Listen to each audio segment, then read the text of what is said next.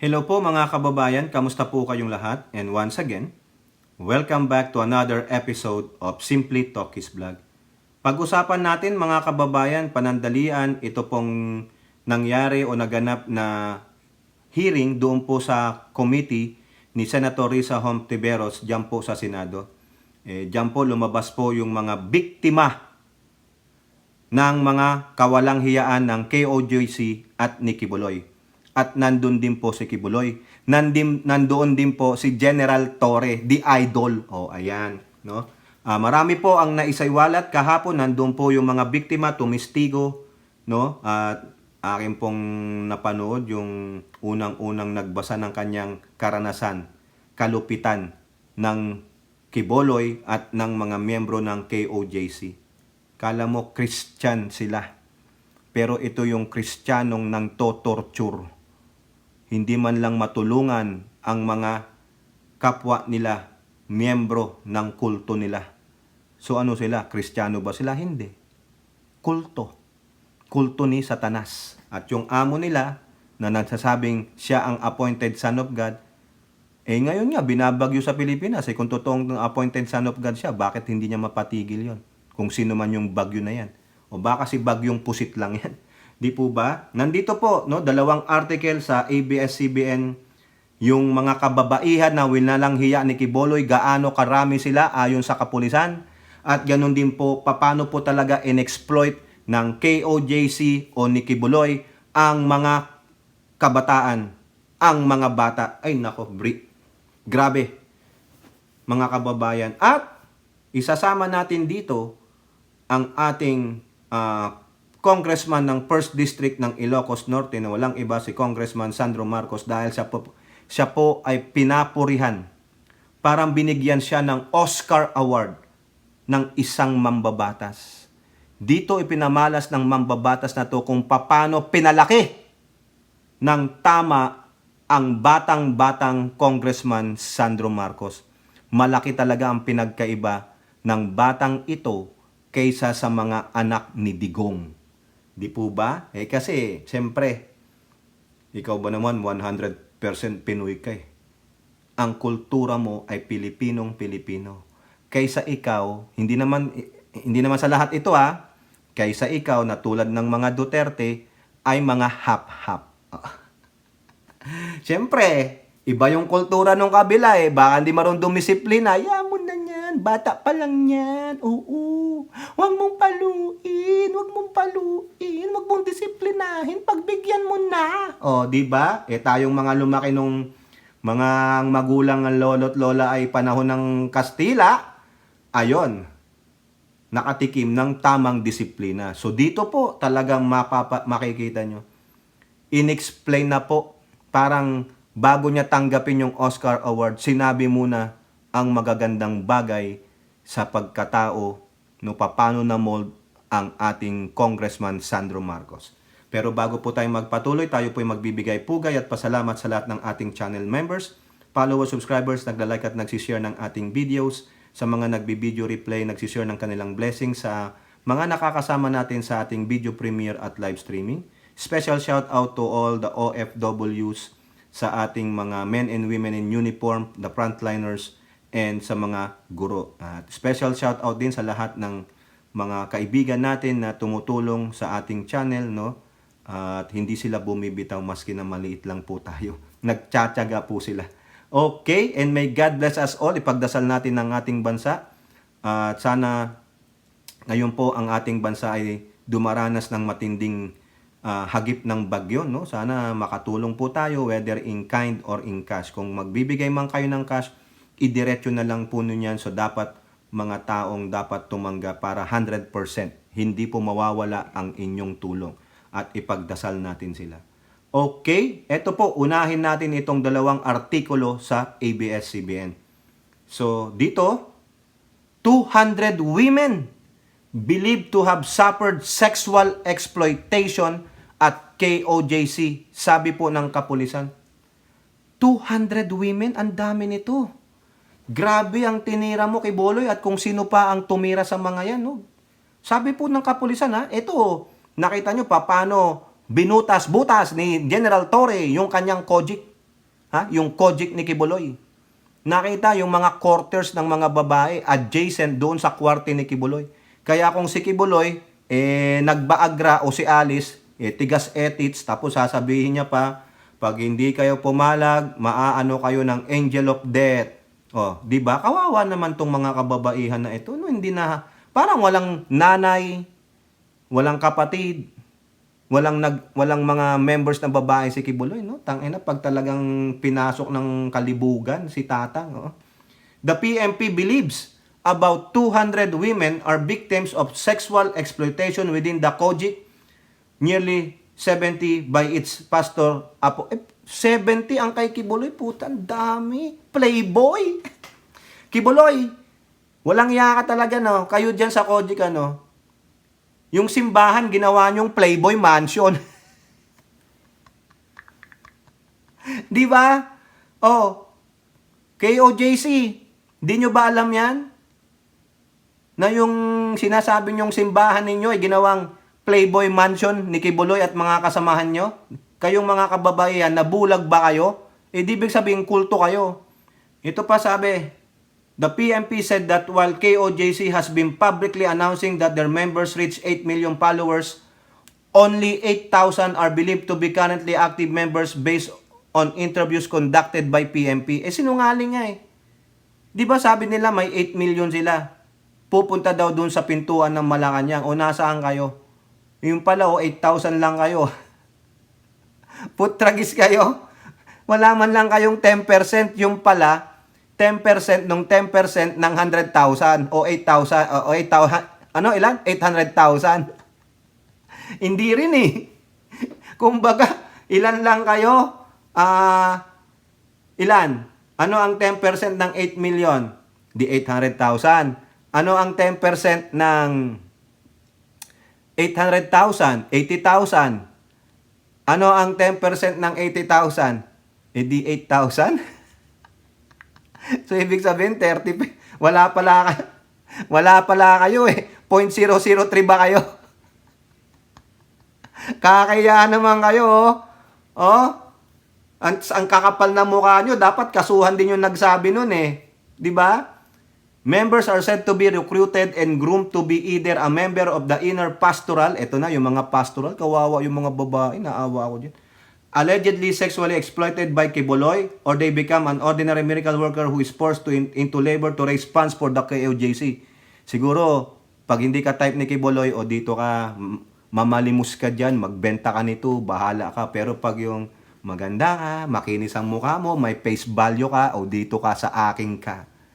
Aking ka lang. Wala kang magiging ibang boyfriend kundi si Junjun ko. O, di ba? Huwag kang mag-alala. Aalagaan ka, hihimasin ka. The PNP also showed pictures of Kibuloy alleged luxurious bedroom, which had its own jacuzzi, puta kaya na. Tapos yung mga members niya, gutom na gutom. Kinekwento po doon kagabi. Antindi mo, Kibuloy, I am the Son of God who is living a luxurious life here on earth. Gago, ayan ba ang sabi ng Diyos Ama sa'yo?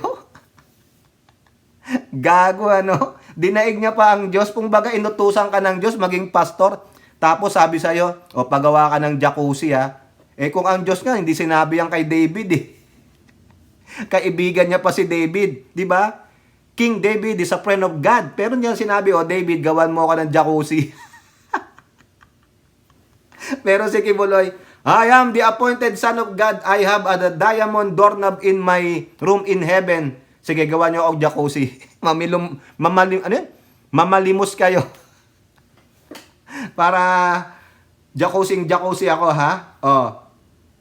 Ito pa. The PMP also claimed that Kibuloy tapped the so-called Angels of Death, a private army group to sow fear. Ayan. Abuse and torture. Yulia Tartova Boronina, a Ukrainian who was among those sexually abused, faced off with Kibuloy during the hearing. Ito'y napapanood ko, kaya pala Ukrainian pala siya. Ito po ang sabi ni Miss Baronina. If you will try to deny, they will punish you. Pare-pareho po sila. Yung mga kinekwento ng mga pastorals na umalis. Ha? Pare-pareho sila ng kwento. If you will try to deny, they will punish you. Ano, tatawag ng Angel of Death Squad. They have lots of really psychological instrument that they will use on you. It won't be enough to mention everything. They will punish and scold us for a meeting and put us in shame, saying that we are ungrateful because pastor give us everything and you just don't want to sacrifice your body like Jesus Christ sacrificed. Tarantado. Tarantado talaga tong mga miyembro ng Kojic sa si Kibuloy. Nag-sacrifice si Christ para saluhin ang kasalanan ng sanlibutan. He gave His life and His body to be a sacrifice. Hindi tulad kay Kibuloy na napagtatambunan niya ng tamod niya. Hayop. Ito pa. Like for example, he has the key of each room. Room keeper. And just in the middle of the night, he come to my room and have sex with me. You cannot run away. You cannot say, I don't want, because he will say, you don't overcome your flesh, and if you will not obey, you will go to hell. Ay, antindi. Antindi ng yung yan? May tawag yan nakalimutan ko yung pag-i-indoctrinate, no? Things like that. Boronina recalled one KOJC member, Stephanie Ibarra, had to jump out of a window to escape. Ay, talaga? Kawawa naman si Miss Stephanie. Another witness, Joar Martinet Ulimba, alias Jerome, said they were made to inflict self-harm. Oh, gaganon siguro. Such as banging their heads and punching their knuckles on the wall until they bleed, as well as sprinkling chopped chili on their eyes. Puta, gagawin ka pang kilawin ni Kibuloy. Nakaranas po ako ng karumal-dumal na sa loob ng compound ng KOJC. Doon po sa Novaliches, sa Uyok, Quezon City. Ako po yung nakaranas ng karumal-dumal na turo po, na utos po ni Pastor Kibuloy sa kasalanan po. Nanood lang po ako ng sine at saka nagka-girlfriend na taga-tagalabas, patay. Bawal ka rin palang mag-girlfriend pag lalaki ka. Ano yon? Chastity. Ang member ng mga lalaki, chastity. Walang mga yot-yot. Bawal ang girlfriend. Bakit? Gusto rin kayong tirahin ni Kibuloy. Pag-aari lang talaga kay ni Kibuloy, putya. Pero si Kibuloy, panay yot-yot. Panay ang sausaw ng kanyang hotdog.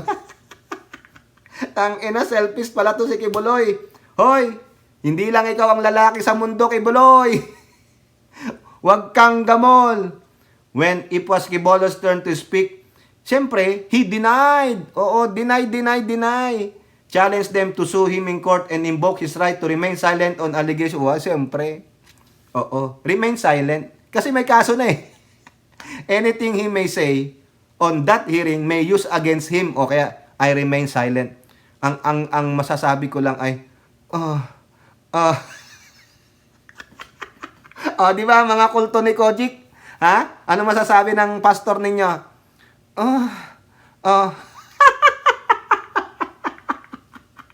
Hayop ka, Kibuloy.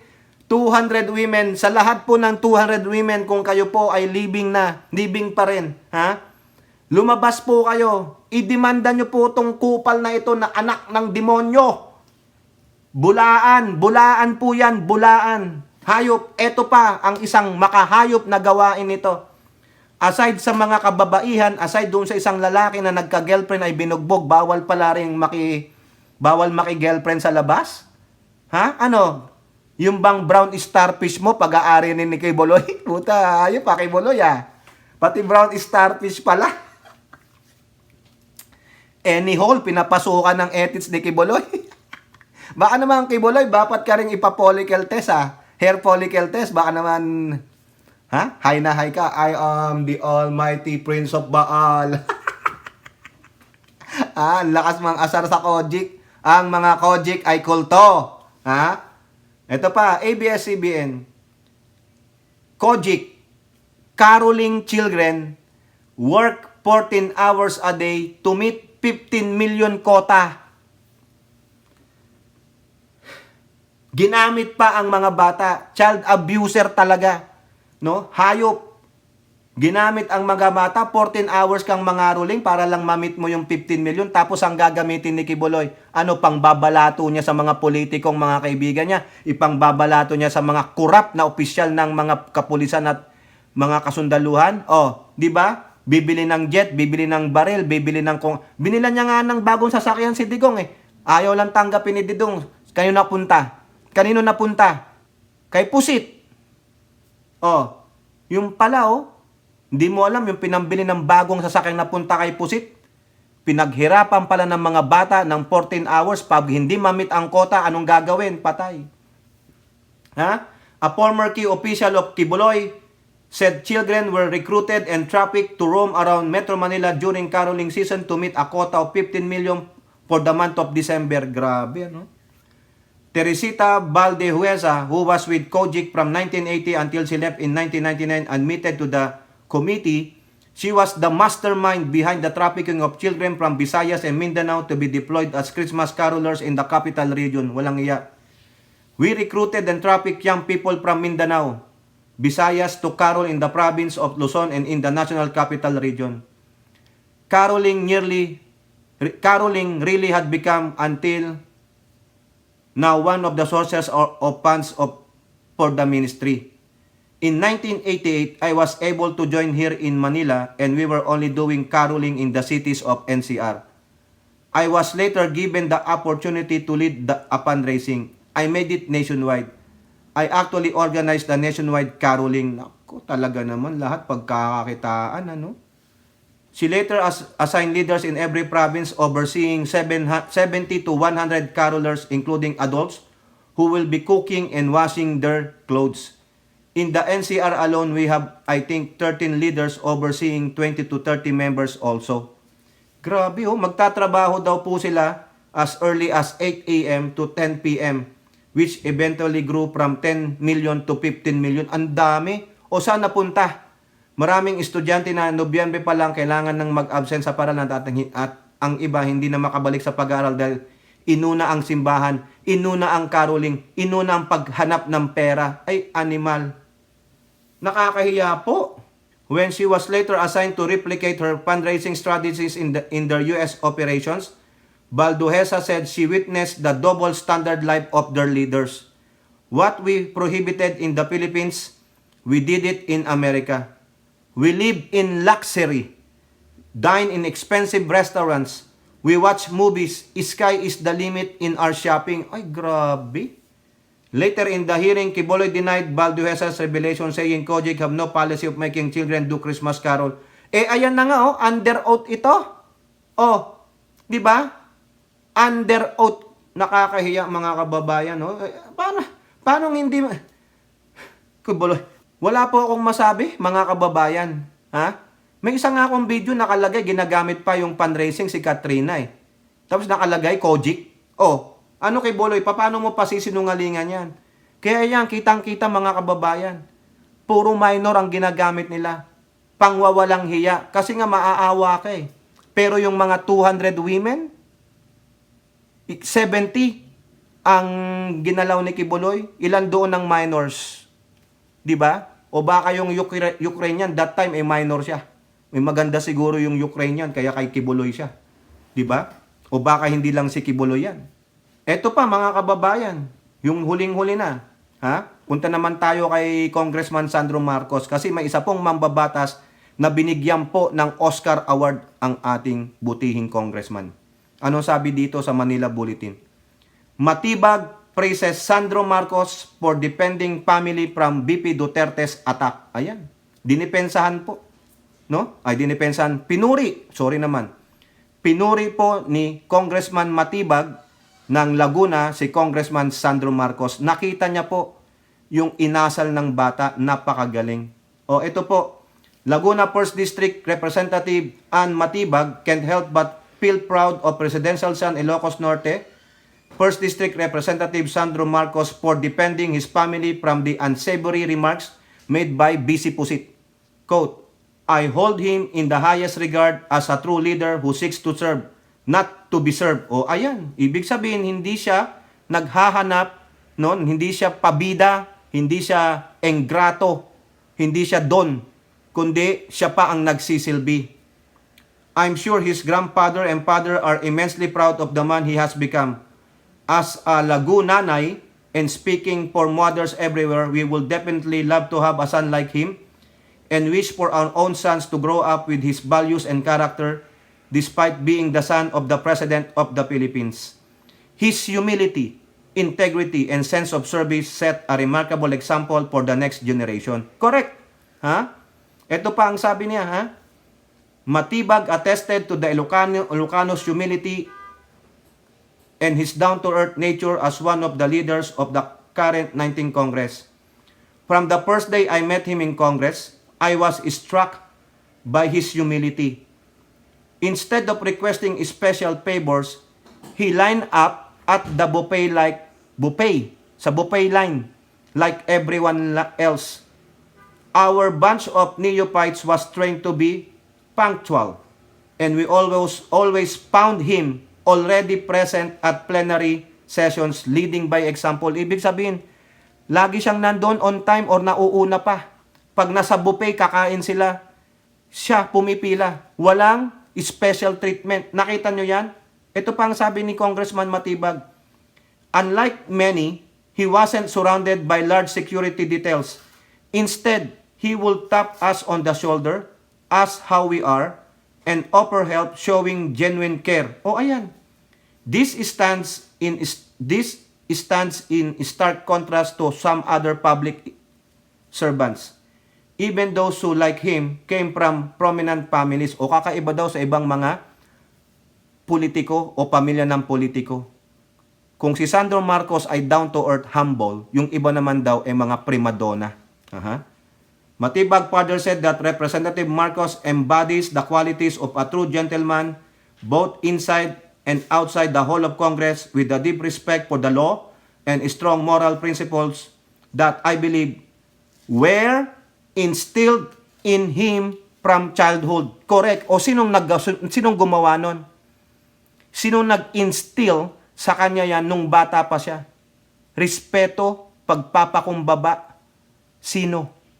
Huwag maging primadono o whatever. E di ang magulang niya, ang first couple. Nakita nyo naman, compare yung mga anak ng ating first couple compare sa anak ni Digong. O, sino ang mas may moral values? Sino ang mapagkumbaba? Hindi basta nagsasalita, yung parang marinig lang yung pangalan nila, gustong-gusto na kaagad manakit. Ganun po. O, nakita nyo? Pinapurihan. Si Sara Pusit ba? Yung bang kupal na mayor na ng Davao City, yung may 51 billion, pinapurihan ba sila sa ganito? Wala. Nada. Bokya to the negative. O, kaya, sorry na lang. Rockstar po ang ating future. Future. Barring anything. The future President of the Republic of the Philippines. Sandro Marcos. So, sana 30 years old lang kasi. Ilang taon pa. Pipwede lang. O kayo po, ano pong inyong masasabi? Comment down below and don't forget to like and share. Hope to see you on next videos. Bye-bye. God bless.